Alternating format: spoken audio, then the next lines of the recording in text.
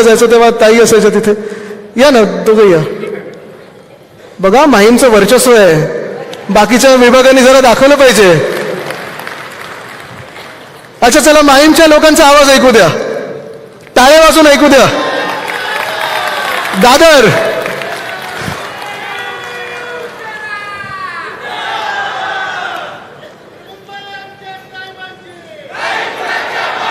आणि किशोरीताईंना पण आपण वरती बोलू, कारण 2022 पर्यंतचा प्रवास दाखवायचा आहे.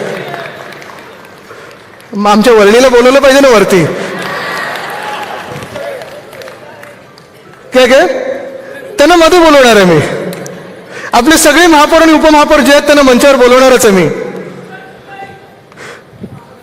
जय महाराष्ट्र, जय महाराष्ट्र. या ताई.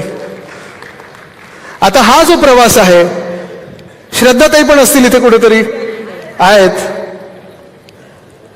96 साली पहिल्यांदा. हा पण तिथून जी निवडणूक झाली 97ला एवढी तूट होती ना. येस, म्हणूनच ते मी. ताई तुम्ही या बाजूला या, आणि मग पुढचे जे होत जातील आपण त्यांना तसं 5 वर्षांनंतर. तुम्ही डेफिसिटमध्ये होतात. वरळीनी आता विशाखाताईंपासून किशोरीताईंपर्यंत हा जो प्रवास झाला, अर्थात मध्ये अनेक आपले महापौर उपमहापौर आहेत ते सगळे होते. आणि ह्या प्रवासामध्ये आपल्याला आठवत असेल 650 कोटींची तूट होती, त्यावेळी डेफिसिट होतं. बरोबर आहे ताई. आणि तेव्हा आपल्याला जी महानगरपालिका आपल्या हातात आली होती, अर्थात तेव्हा आपल्यासोबत कोण होतं, त्यांना नंतर प्रश्न आहेत माझ्याकडे, ते नंतर विचारणार आहे मी. आपल्याला शिव्या देत असताना विचारणार प्रश्न मी.